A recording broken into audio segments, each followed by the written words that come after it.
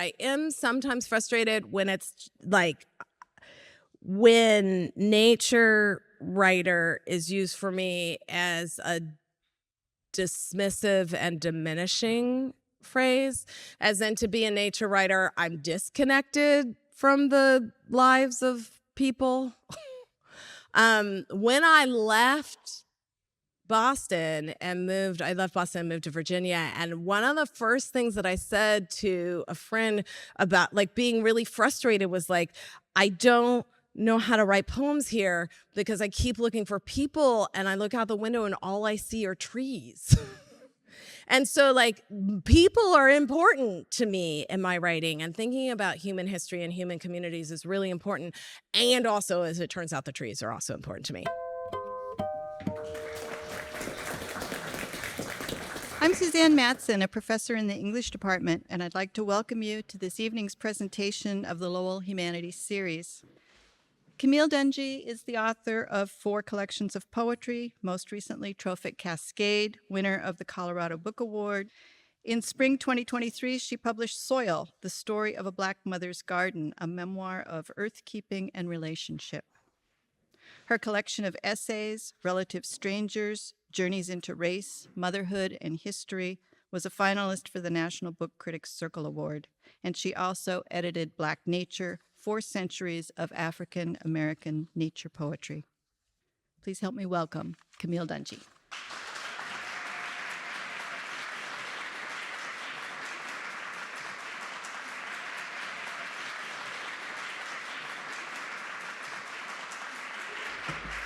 Thank you. That was an incredible introduction. Hi. Hi, Boston College. I'm Camille Dungy. And I'm really happy to be here. And I'm hot. I'm all ready. Like, I didn't need this. Don't let me forget that, though, because I really like that sweater. I'm going to start with a poem. What you want. There is a kind of woman whose switch comes from the willow of her hair, and whose sway is unnerving, and who branches what she knows and whom far beyond your knowing. A kind of woman miraculous as the flight of many heavy birds. You crane to see her formation shifting always in and again in to a darting formation that knows where heat lives.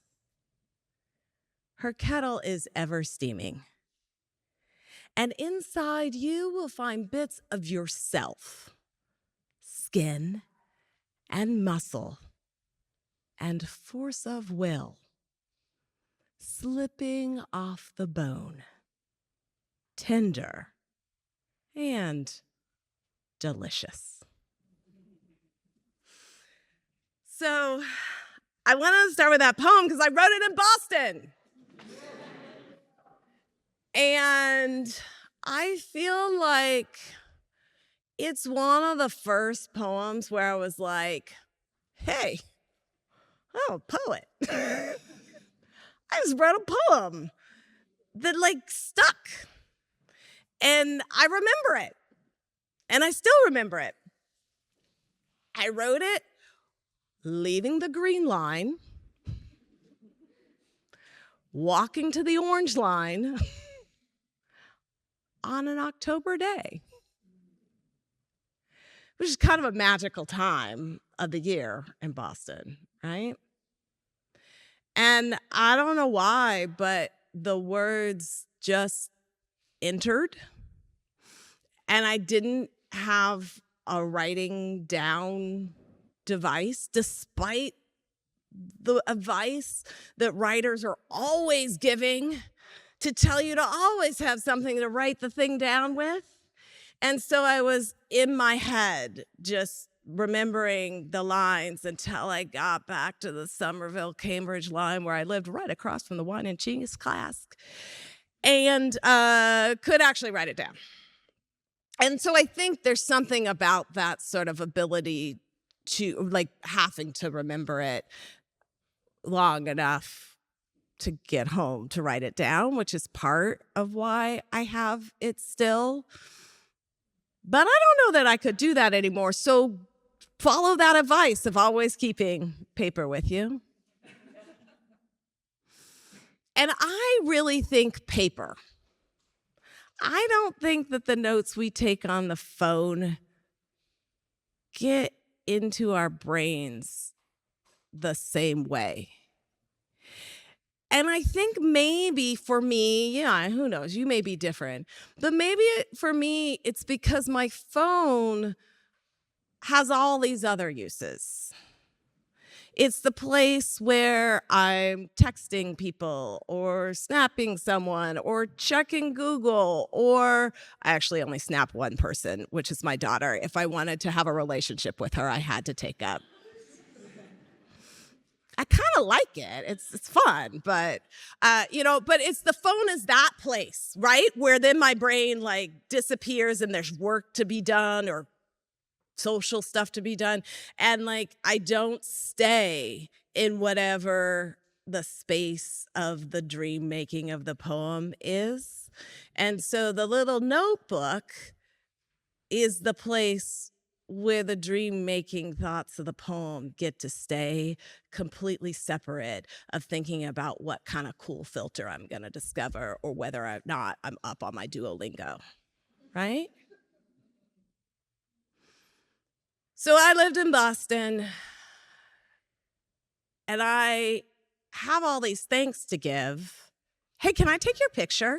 Is it okay? If you don't want to be in this picture, which is completely going to show up on my Instagram tomorrow, just duck your head, right? All right, so I'm going to do one picture that is like all of you. And then how's this going to work? Is this going to work? Look at us, sort of.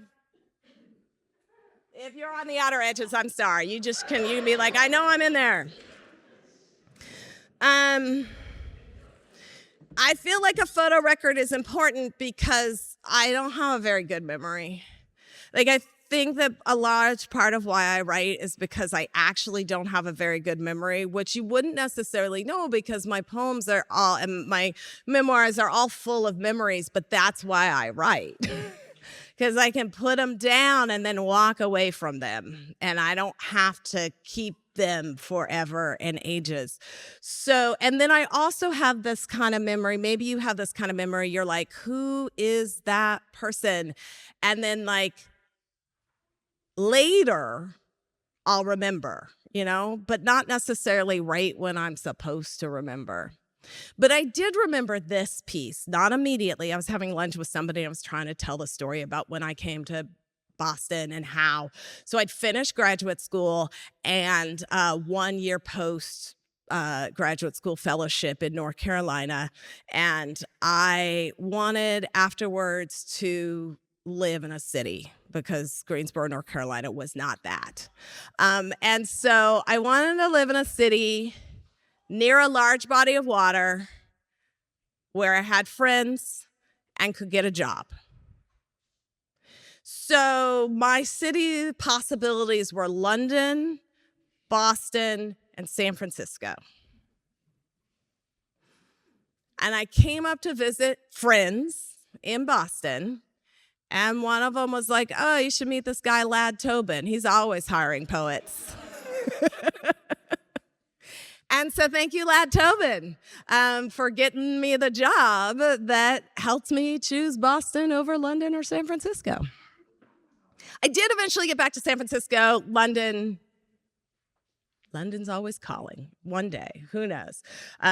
So I came to Boston and I taught here at Boston College in the writing program. It was an amazing place to teach as a young writer. I feel like you guys should do an anthology where you sort of go for the last 15 years of the 20th century and the first 15 years of the 21st century and look at who all your adjuncts were. Because I feel like you got some kind of hot shots.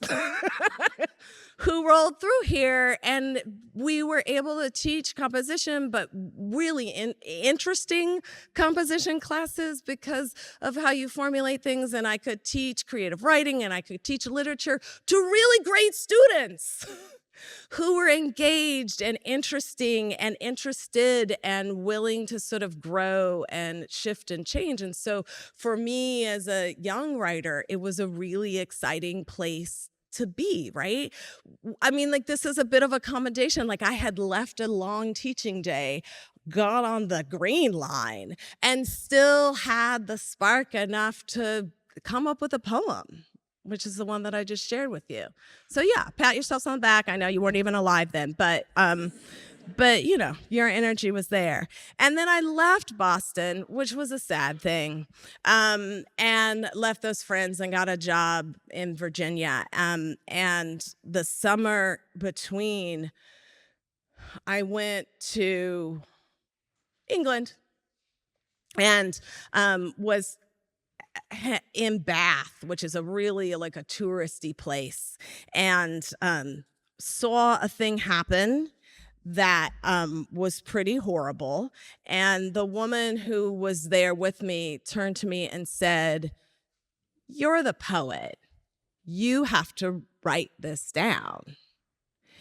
And I tried and I tried, and I did not succeed for quite some time.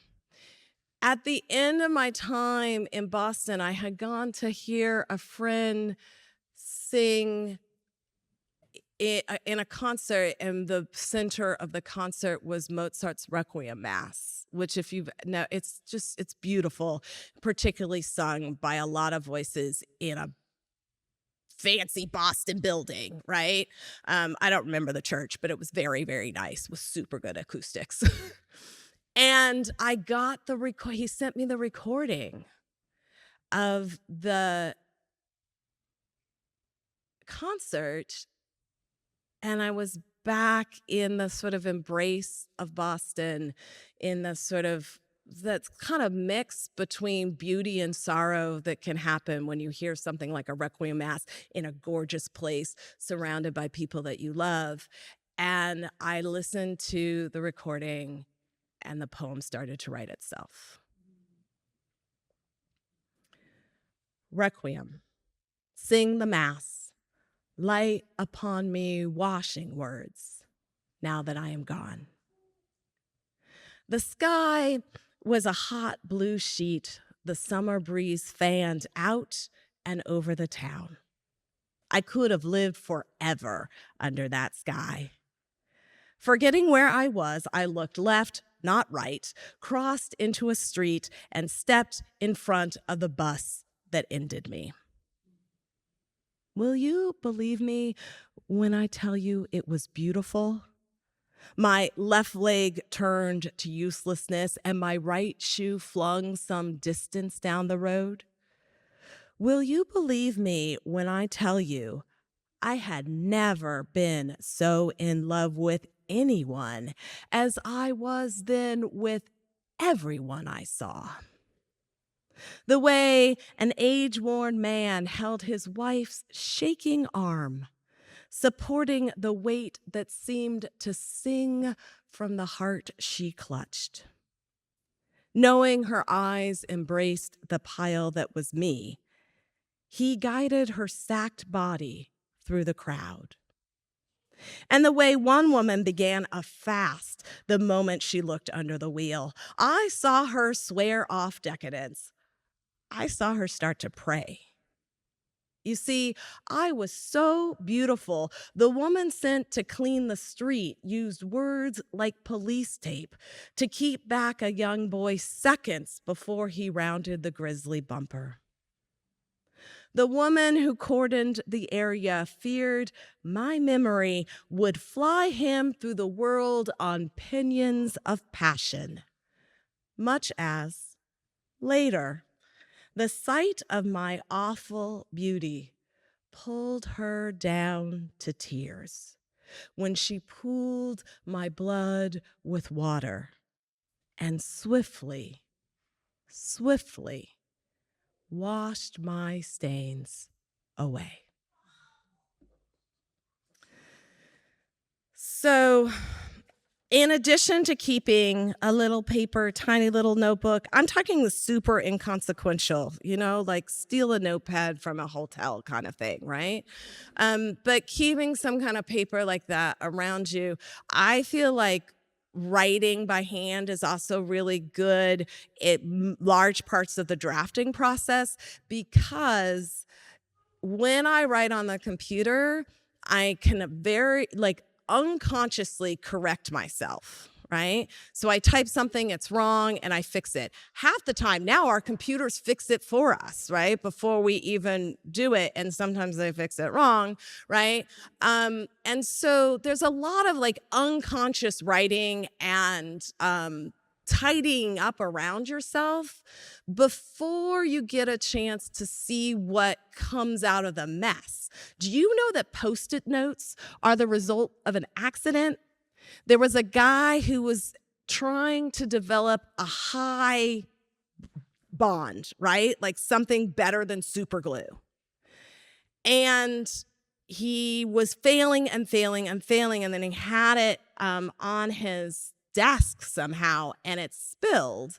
And it was this interesting thing that stuck and released and stuck and released. And he was in a choir, and he would use it for his music notes. And then somebody was like, time out, what's that? I would love to be able to have my paper stick to things and release. And then there was Post-it notes, right? That was not what he set out to do. And he made the mistake of spilling it, right? It was two mistakes in one. And he just happened to be around somebody who was smart enough to see $1 billion idea, right? All of those accidents made that now necessary to us item possible. When we're just sweeping up our messes before we have a chance to see what the accidents will reveal, we don't get that possibility. That whole story comes from the line in that poem that I just read that seemed to sing from the heart she clutched. In the original version that I had written, I wrote seemed to sink from the heart, which is not very exciting. It's not particularly fresh language. But some point between writing and typing back and forth, sing showed up, and I was like, now that's interesting. And it was a mistake that I embraced, right? And I think it would just, if handwriting happens at some stage in your drafting process, you're just more likely to be able to see that mistake before you go and delete it without possibilities. So now I lived in Boston, and I'm thankful to Boston College for bringing me here. I'm thankful to Lad Tobin all those years ago for bringing me here. And I'm also, I have to say, probably thankful that Boston was so expensive I could not stay. I'm probably also grateful for Boston releasing me in whatever ways it did. And so here's a little poem about what happened after that release. We can call this like a 2 truths and a lie sort of thing. You can figure out. That's a state I'll never go back to. I feel like one thing that I need to ask is, do people know what an egg cream is? I don't know if people drink them anymore. It's way better than a milkshake. I can't describe them, but they're good. And then we're in the region where you may know, but if not, just think milkshake, but different. Okay. That's a state I'll never go back to. Once I got over the problem of not knowing how, I couldn't go back to not curbing my tires. But it took a while to get past forgetting to register street cleaning hours. And love was my handicap, though I had no permit to hang from my rear view. So I collected 7 or 10 little slips I had every intention to pay off. Except I skipped town for the summer and returned to find the guy staying in my apartment had tossed them. I'll admit, I was relieved not to face these expensive reminders of the girl I'd been. How stupid I was about life in the city. And as I'd finished school, was moving south for good this time, and as I lived then in a state of great anticipation, the potential of a record never crossed my mind. But now, on account of those parking tickets, I can't go back there with a car. Though everyone who loves me knows I love that tiny window each October in the south nub of the state you can't reach without driving. I missed it once and waited a whole year, regretting the lost chance to track the linden leaves' tiny migrations. The next fall, refusing to endure that state of desolation again, I asked everyone who loves me to please meet me just south of the border. We ordered green mussels. We ordered popcorn shrimp. The shrimp beat the mussels to the table. I was the only one who hadn't filled up on a grande egg cream. I drink for pleasure, but since I'd left that state, I haven't found any delicious enough to entice. So I ate all the mussels. Crouched later in that state of betrayal that comes from learning some green things aren't good. Considering the law of averages, inertia, that any body in motion stays in motion unless faced with an equal or opposite force. Peer pressure, scatology, the projected near immediate devastation of world forests should certain highly populated nations generally adopt the US model of toilet paper consumption. Germ theory, my role in depressing the mean average of common human hygiene. I knew I never wanted to be anywhere near that state again. With extradition, with reciprocity, I was hardly away at all. When I first rolled over, my parents were pleased, and just as quickly, I left the state of never having rolled before. Ditto slumping on all fours to crawling. And once I could walk, we all knew I was never going back. I just pulled myself up and started moving. I grabbed at everything I could reach. Until I learned better, I'd put my tongue on anything. Once, I ate papaya straight from the tree. And then I mourned the abject state of the crated fruit. I, living in that state, in my ignorance, thought I loved. I denounced such love. I married a local. I taught myself how to keep his garden. I swear, I'm staying away from that state for good. So, I was thinking about that when I copied that poem out just now from the Boston College Library. Thank you, because it's in another book, Smith Blue, that wasn't here. But I got to the end of copying down that poem, and I was like, oh, I do have a garden with the man I love now. Like I projected that. I knew it would happen. Some poems from the books that you can actually buy. How about that? That sound like a good idea? So I don't know. I don't think there's any. Oh wait, there is. There's a Boston poem in this poem at the very end of this book. Look at that. Here's another thing that happened in Boston.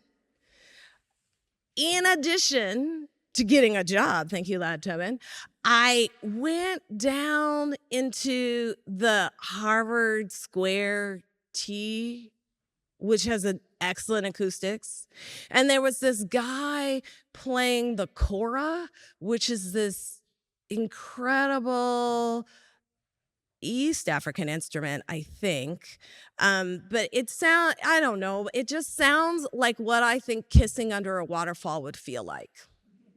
It was just the most beautiful sound. And I thought any town that has buskers that sound that good, I could live in for a little while. And then it continued that like music and commuting interwove. This is not the guy I married in this poem. But I wrote it, I just like to do this sometimes. Like I wrote this poem that long ago, and then it showed up literally like 20 years later in a book. Like it had never had a place to fit. And then it ends up being the perfect final poem for a book that came years afterwards. Commute. He remembers the harp in his pocket and the tune to a time-winding blues. Baby, I'm tied to you forever. I'm tied to you forever. I can't quit you, baby. I can't even put you down. This tunnel looks like love gone hurtling into darkness. Across the track, a couple nods, appreciating something they can't put their fingers on. He tucks the harp back in his pocket, thinks to smile at her. It's all quiet for a while, but the wind, and then their train. So that didn't work out. And then I met another guy, and he was good. And he stays good. And then, you know, like the song goes, like, then there was another person who joined us. And then I wrote all these love poems to her. He has some, but he doesn't have as many love poems as she does. Here's one. Frequently asked question number 5. Do you have big plans for her first birthday? Tomorrow, this will all be over. She will take a step, and the tide that fills the tide pools will come in. The last crop of almonds in the world must begin as nothing but 1,000 minuscule blossoms. I have loved every cell in her body from the time I could count them until now. Why hurry her progress when each day is as gorgeous as the last?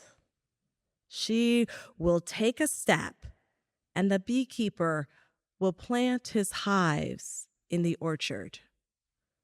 Walk away. And then, I got to keep writing poems about being with her and learning from her and seeing the world with a kind of care that can happen when you're sort of trying to teach another person how to love the world. And that was nice for a good long run. Here's one example. Characteristics of life. 1/5 of animals without backbones could be at risk of extinction, say scientists.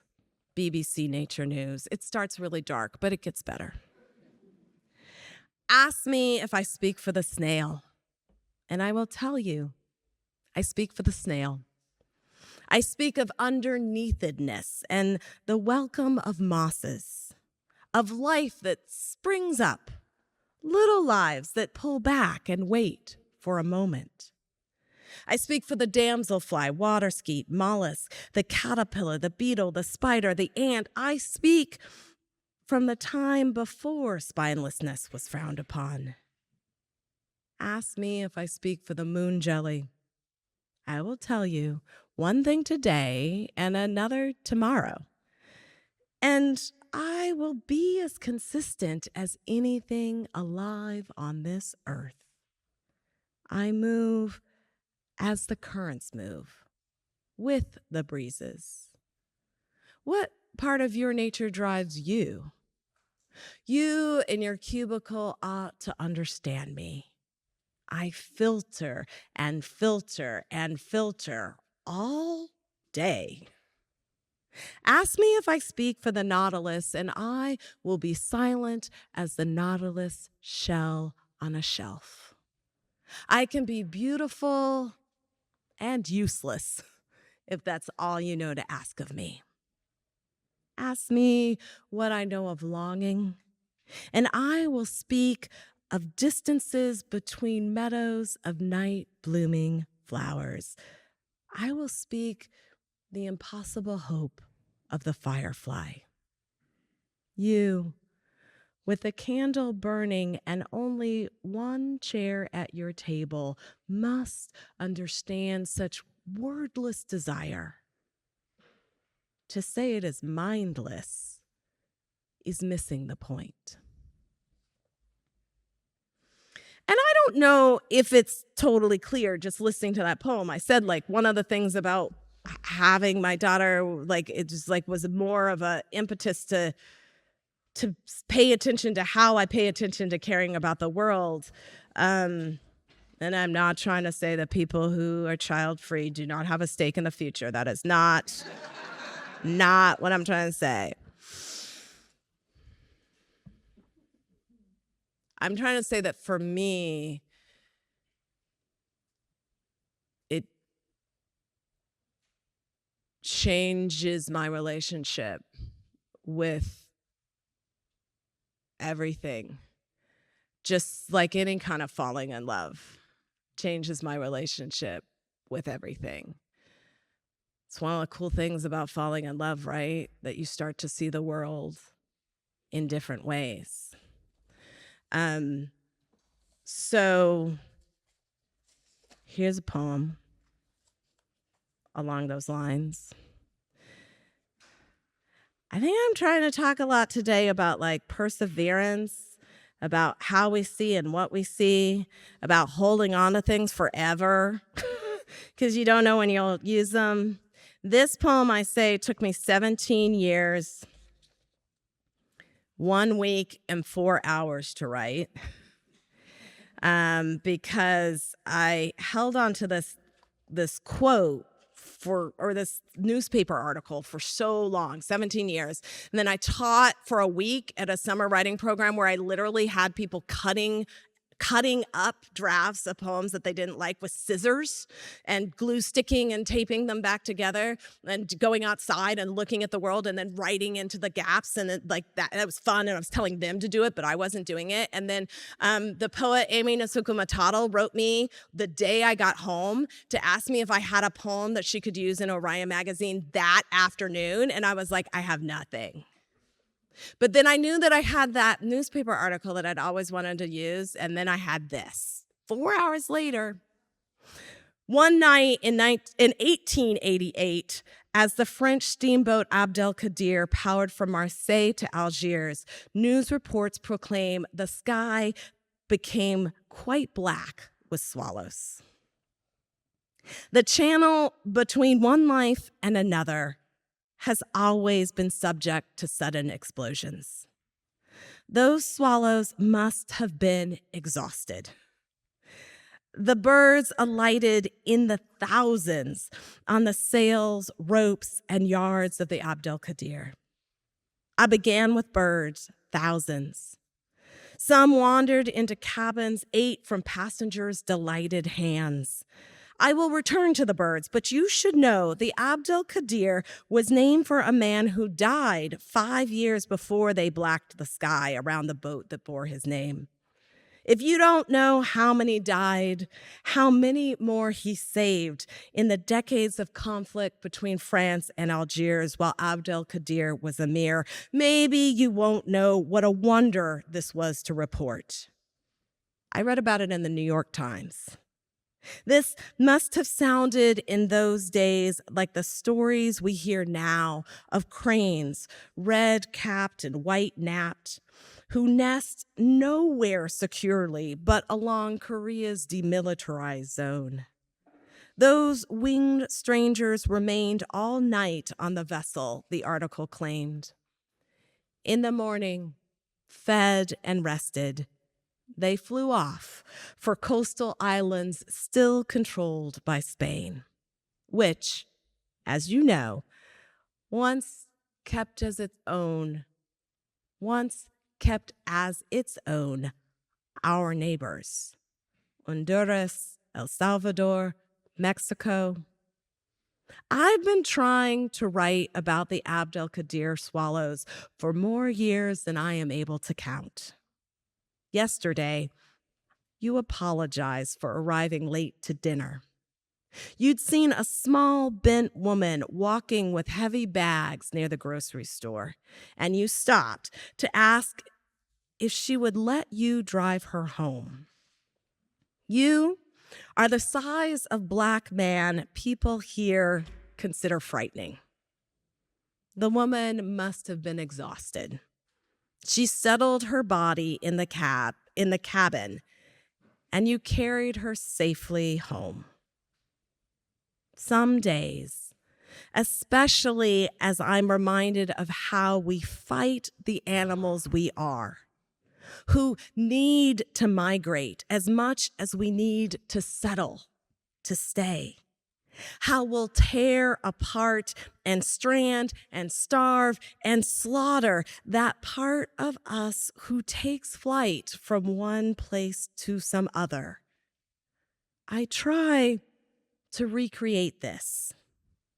A rather curious episode in natural history occurred the other day. The story I love so much begins. All right, so maybe just a couple more poems, and then we'll do the Q&A, which you're apparently trapped for, so we'll make it pleasant experience. I don't want to leave the stage tonight without acknowledging what's happening in Western Carolina with the flooding and what is on the brink of happening in the Tampa, Sarasota region of Florida right now.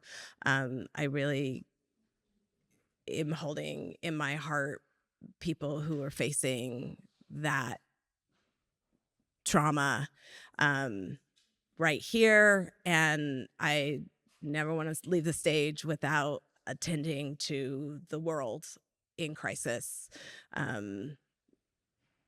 military conflict zones, climate change conflict zones. In my writing, I'm always really trying to care about history, about like topicality of things that are happening all over the world, at the same time that I kind of want to look at my family and my joy.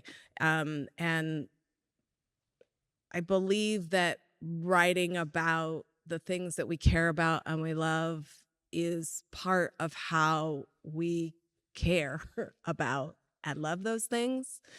And it's part of how we can build that ethic of care beyond our own doorsteps, out and out. But I also believe that in doing that, it's sometimes sort of complicated because I'm in my joy at the same time that I know other people are in their terror. So sometimes I try to figure out ways to write both at once. Here's one attempt. High water mark. They take us to see the place at the creek bend where flood water spilled 15, then 23 feet past the bank. I look at the little stream dancing, shining in late summer light. We have been married so many years, I lose count, love. Pets, cars, washing machine, houses. Stop, you say. It was much more. Whole lives, entire lives, swept away in the flood. And then I'm going to read, like I said, one more poem. And this one is going to be, it's going to work on joyful. This is interesting to me because I visited Boston recently and in the summer, and there was like still snow piles. right? Like, it just never really goes away. And then you have those giant piles of sand to take care of the snow. We have snow where I live, but it's different. It like comes and then it goes and it comes and it goes. It doesn't just stay, except for up in the mountains. So there's this road that goes through Rocky Mountain National Park. And my husband's way of dealing with like the deeply distracting trauma of 2020, every morning before he would open his phone to doom scroll, he would check the Trail Ridge Road report and find out how far the process of clearing the snow on Trail Ridge Road had come. And so every morning I would get this like story of like, well, they got it cleared, but then it snowed again. And it just kept him interested. I also discovered that this week is the 50th anniversary of the writing of The Shining by Stephen King. And it happened because Stephen King and his family were going to drive on Trail Ridge Road, but it closed and they couldn't. And they were like, well, now what will we do? And they ended up in this hotel in Estes Park, which is at the base of Trail Ridge Road. And they were the last guests for the season, and it was creepy and weird. And then he wrote a whole book, which became a whole movie because of this crazy road I'm about to describe. In her mostly white town, an hour from Rocky Mountain National Park, a Black poet considers centuries of protests against racialized violence. 2 miles into the sky, the snow builds a mountain unto itself. Some drifts can be 30 feet high. Picture a house, then bury it. Plows come from both ends of the road, foot by foot, month by month. This year, they didn't meet in the middle until mid-June. Maybe I'm not expressing this well. Every year, snow erases the highest road. We must start near the bottom and plow toward each other again. All right, thank you.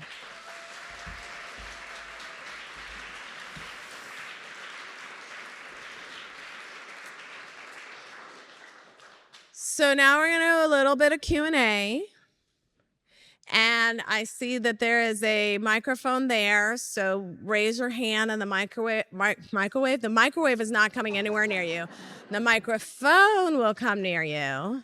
Yeah, now questions. Is there any artist or anyone who inspires your work, like specifically, or your life in general? That's a really great question, and it's probably a changeable thing. So I told you about the Mozart's Requiem thing, where that poem inspired that. And then I had a period with my first book where I got like really, really, really into John Coltrane. And I started listening to every John Coltrane album in chronological order. And like reading all the liner notes and et cetera. And I had gotten in the moment where I was like stuck in the book because it was a collection of 50-some rogue sonnets, meaning all relatively the same form, often about really similar things. And like, was it boring?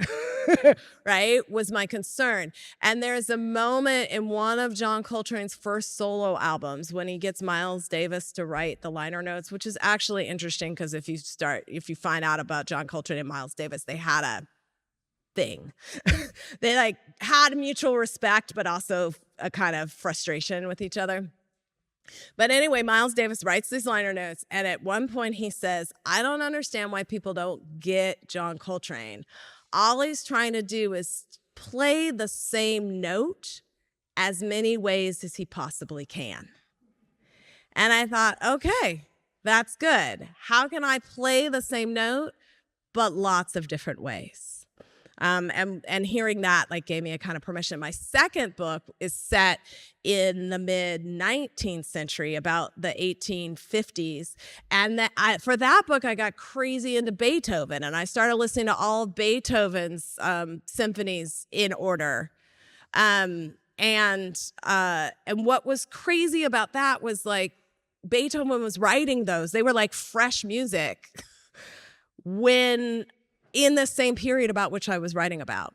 And so it helped me like think about like what's this sort of high art and this beauty that we are like, this is the story that we have of 1850s world, but like what's the other story? What else is happening to other people at the same time? And so how can I make beauty and like bring out this beauty, but also talk about this sort of gritty realities of the world. So that'll happen to me. I'll just like get in jags and be into particular things. Right now I'm totally Love is Blind is amazing art. It's fascinating. Right? Like reality TV is interesting because it's like this interesting way of like seeing how people are, but then how people are edited, right? And what works and doesn't. The last thing I'll say on this is that as I was writing Soil, like I was writing Soil in the middle of 2020, there's a lot in this book about the pandemic, about, you know, the crazy wildfires, like some really difficult things were happening, but it's a romp, like it's a good read. Like you can read through it like smoothly. And because one of the things that I was doing was going to the drive-in theater with my daughter. And because I was going with my daughter, there's like 2 screens at our drive-in. And one of them I looked over and it was like 1917 was the movie that was playing, you know, it's like colorized version of the World War I. It looked really dark and deep. But I was watching Trolls World Tour. And that movie is amazing. Also, it was a double header. Sonic the Hedgehog was the other one, which is incredible. And I sort of got really into like, I didn't go to those movies because I wanted to go to those movies. I went to the movies because I wanted my daughter to get out of the house and we want to do something I like went, you know? But then I got really into the movies and I started thinking about like, how do these filmmakers make a movie that the parents weren't planning on going to and being interested in? How do you grip me? How do you get me to pay attention to something I thought I didn't want to watch and make it engaging enough to my brain that I'm going to care, funny enough, like listen to 2 laugh tracks when you go to a kid's thing, right? Funny enough for me, but also funny enough for my kid. And so I started thinking about that in writing a book about difficult subjects. How can I engage somebody, have their mind working, but also give them pleasure, right? In another kind of way. Not guilty pleasure, real pleasure, right? And so actually being kind of ecumenical in the art that I take in and not always having to do stuffy high art, much of which is really amazing and much of which when in its moment was not stuffy high art, right? Was like cutting edge avant-garde too. Like that seems to me to be really, really important, to be able to be as broadly attentive in my artistic interest as I can be. I said I was gonna try to keep the answer short and I didn't.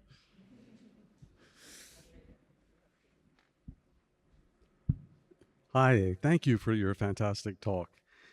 And I wish you were still at Boston College. I would ask you to talk a little bit about Soil. Can you tell us a little bit about Soil? Something we can take away with us after your excellent talk? Yeah. So the book really, I mean, I read that poem about the centuries of racialized violence, protest questions. Like the book is about my family's effort to love the land right around us and to nurture a sustainable, diverse landscape in our little suburban plot. And so I regenerated the like grass and rock yard and made it into a native wildflower pollinator garden. But the process of doing that, as we heard in the introduction, in my town was not like a straight line. It was, when I moved into the house, it was against code. Like what I was doing was against the rules. And also my family is the only Black family like in the town, essentially, but definitely in the neighborhood. And so like breaking those rules comes at kind of a risk and a cost. And so it made me think through, what are our standards of beauty? How do we create sustainable landscapes? How do we create a desire for a diversified landscape that really, truly supports this sort of interconnected, challenging sort of world care and interhuman care that I've been talking about all tonight. And so that has always, like, this has always been the thing that I've been caring about, is the connection between the greater than human world and the human world, the ways that we can support lives beyond our own. And in soil, I get to really think about like literally doing that in my own backyard, right? How I can use this space and this process of creating a pollinator garden as a model and a method for thinking not just about that, but also how to do community work, also how to think about our history, also how to think about each other in other ways. And it's a mixed genre book because I write a lot of poems and I'm into poems. But then sometimes prose works. I didn't feel like reading a bunch of prose today. But sometimes prose is the vessel for conveying things. But I wanted, if it's a book about interconnected and multifaceted presentations, I wanted the artistic presentations to be multifaceted too. So there's poetry. The last poem I read is from Soil. There's poetry as well as the memoir narrative and these photographs that were made by my daughter, a friend of ours, and a photographic artist named Dion Lee, which then I like to get braggy because last year she was in the Whitney Biennial after my book. Maybe a couple more questions? There was one right in front there. She's had her hand up for a while. Oh, okay. I don't know. Yeah, thank you for being here with us. It's kind of like a two-part question.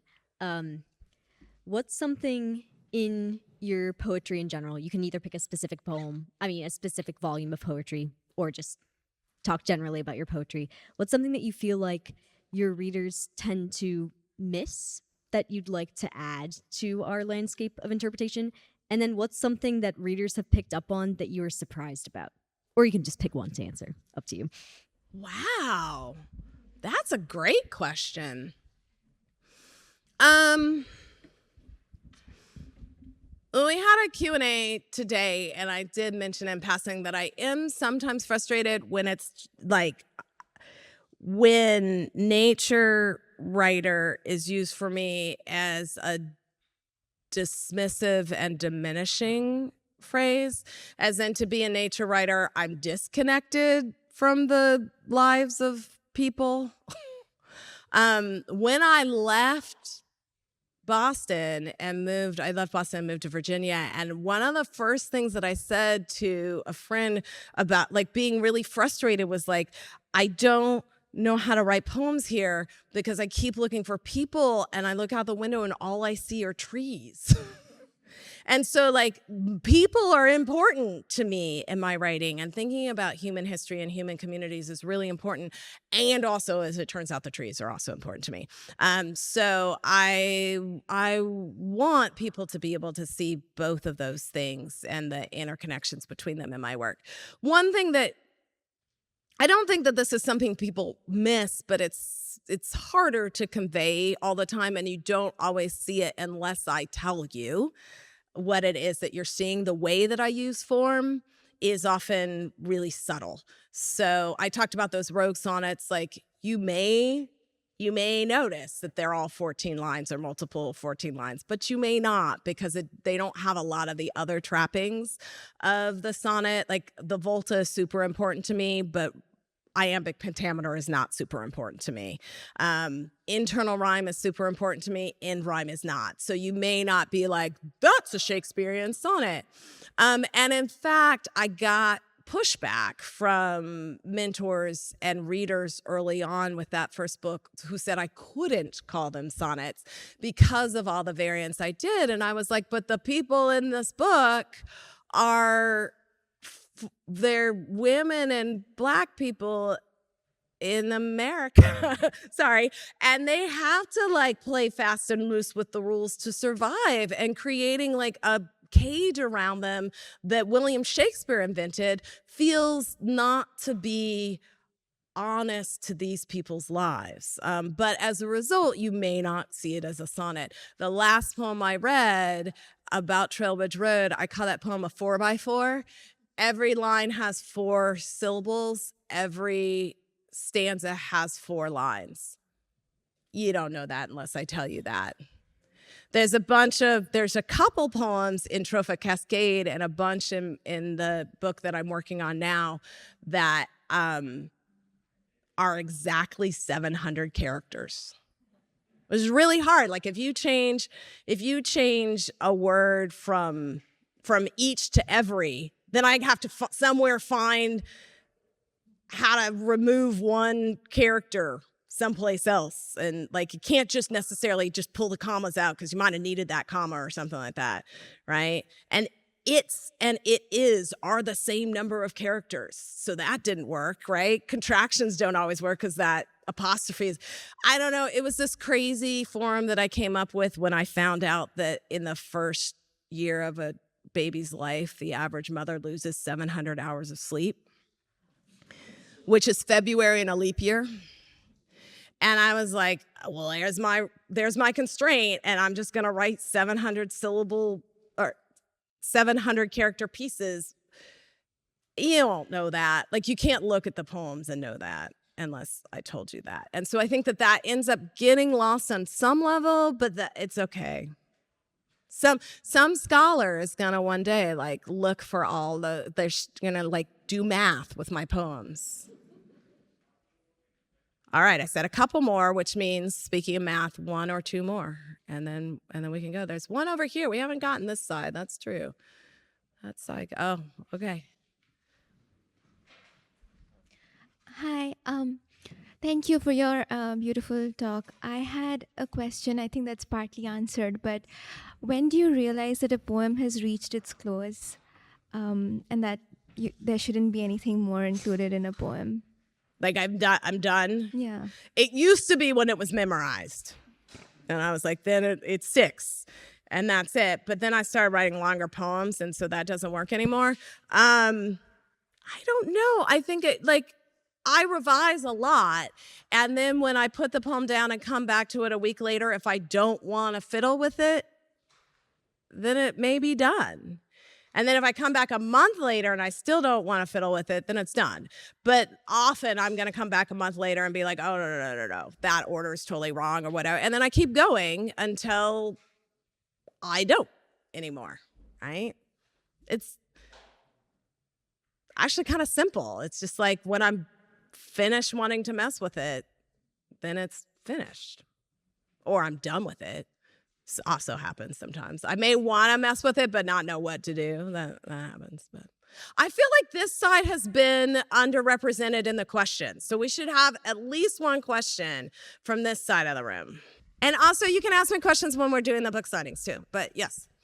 1, thank you for helping to be seen. And 2, as a womanist practitioner, I look into thinking about like Alice Walker, In Search of Our Mother's Gardens, and how that opened up for Black folks to be able to see us in nature, even though our bodies have been broken down so many times in this country. And I have a question to ask is, who do you look to, or who do you even work with as a Black creative in poetry and in nature? So in 2009, I published an anthology I edited called Black Nature, 4 Centuries of African American Nature Poetry. And I did that partially because I read a poem at a writing conference on a panel for environmental writers, and I was the only writer of color on the panel, and somebody came up to me at the end of it and was like, I never thought about Black people writing about nature. Do you know anybody else who does? And I did. But then as I began to do the research necessary to convince the press that this should happen, I realized that lots of other people thought that we weren't there. We weren't out there writing this work. And so I was able to come up with 9 times as many poems that were already on my computer's I like this poem and I'm going to type it up list than I was able to find in 80 years of research of the American nature writing canon.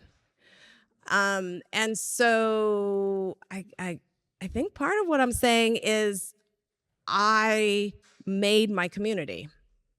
So there's 180 poems in that collection. I just was like, my people are out there.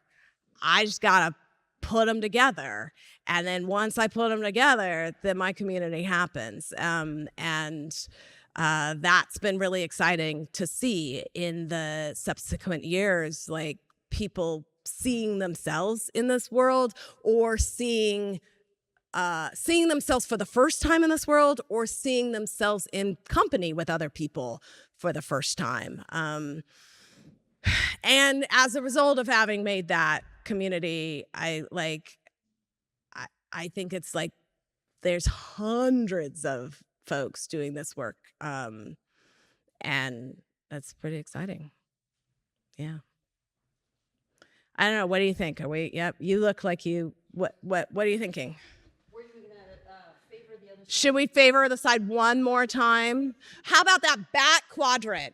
That back quadrant there we haven't seen. With any hand in that? Like, yeah? Okay, look at that. As you've matured as a writer, in what ways do you find the audience that you're writing for changing? And what do you think is the audience that people should be writing for, whether it's visual arts or music or performative? That is a super good. These have been great questions, smart Boston College community.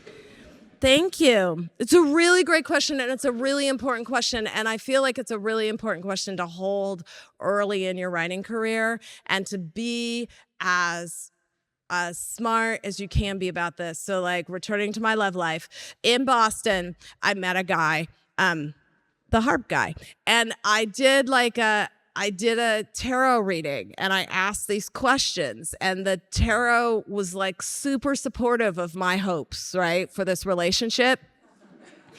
And then when the relationship broke up, I was like, I probably shouldn't be consulting the tarot because I don't know what questions to ask. The tarot was answering the questions I asked in the way I wanted it to answer them, but like they weren't the right questions.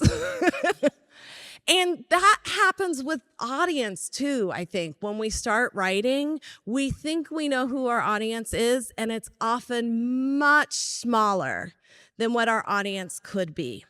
So you say, as I've matured as a writer, one of the things that I try to think about is like, nobody in Sappho's like little circle of people is still here reading Sappho. Sappho had no way to predict me. She was writing before Jesus Christ. Like, she had no way to predict me. And I'm reading Sappho. So can I write a poem that thinks beyond the limits of what I think my readers might possibly be? When I wrote that book set in the 19th century, it's like set between Philadelphia and Virginia. I was living on the East Coast. I moved back to California, and I thought, oh, snap. I've left my audience. Nobody's going to buy my book about Virginia in California. But what actually was true was nobody in Virginia bought my book. Because Virginia is the site of the wound, and they don't need to be reminded anymore. They're not interested in hearing any more of those stories. California is like, this is fascinating history I wasn't aware of. And I learned from that I need to just write my best darn poems, get them into the world, and trust that the people who need them will find them. But the key is you got to write your best work, and you got to write with faith that the people who do pick this up are going to be hungry. So you've got to write with a kind of grace and openness and honesty and love.